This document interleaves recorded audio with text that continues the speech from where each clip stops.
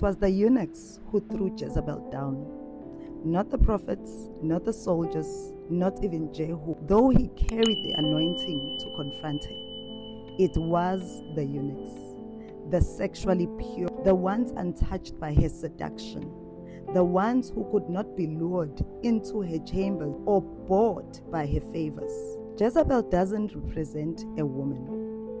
She embodies a spirit of manipulation, seduction, control, idolatry, and counterfeit authority.